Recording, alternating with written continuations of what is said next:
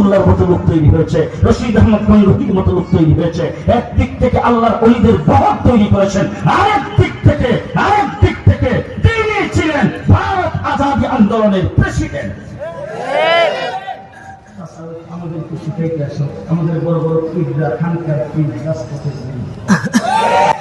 খানকার পীর রাজপথে হযরত হাফিজ যুদ্ধ থেকে বড় পীর কেউ ছিল না।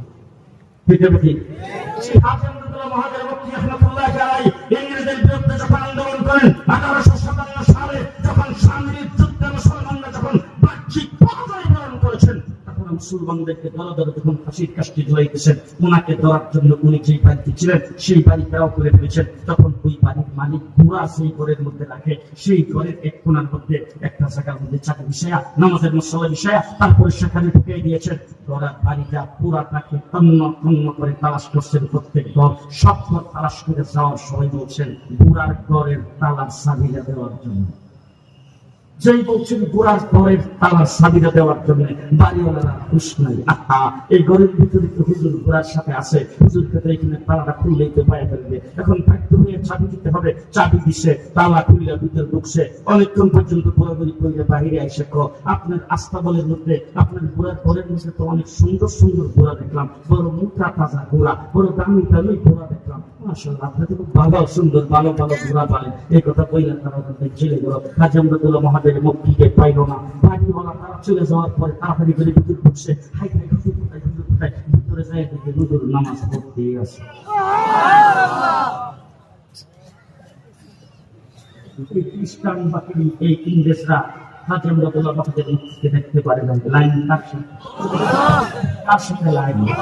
এরকম লাইনের কথা আমি অনেক বুজুর্গদের কথা বলতে পারবো, সেই কথা বলতে চাই না। আমি আপনাদের জিজ্ঞেস করতে চাই, লাইন লাগিয়ে যদি কার সাথে? তারা বলতেছেন আল্লাহ আপনার সাথে লাইন লাগাইতে আসছে, আপনাকে পাইতে আসছে, এখন আল্লাহর সাথে লাইনকে কেমনি লাগাইবেন? একটু আল্লাহকে দেখিতে জিজ্ঞেস করেন তো আল্লাহ তোমার সাথে লাইনটা কেমনে লাগাইতাম। আমার আল্লাহ পাক কোরআন শরীফের বড় সুন্দরভাবে আমাদেরকে সে লাইনটা দেখাই দিয়েছেন। আমি সংক্ষেপে এক মিনিট বলতে চাই।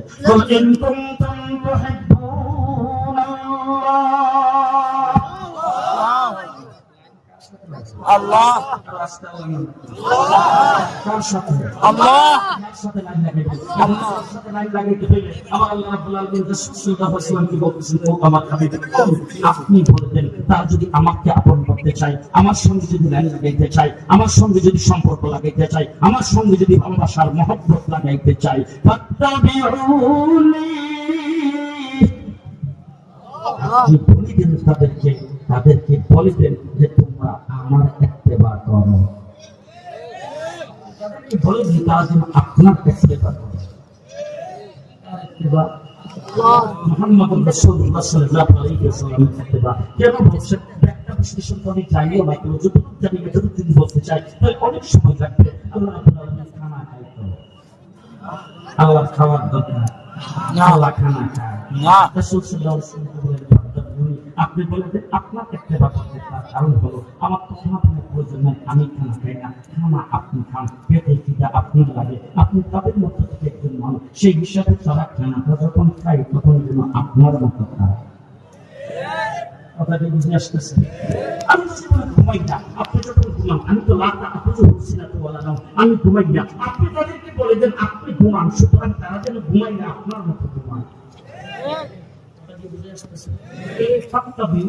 মুহাম্মদুর রাসূলুল্লাহ সাল্লাল্লাহু আলাইহি ওয়াসাল্লামের ইত্তেবা করো, ইত্তেবা করো, তাইলে ফায়দাটা কি হবে? আল্লাহ পাক শেষ পরবর্তী শব্দে বলতেছেন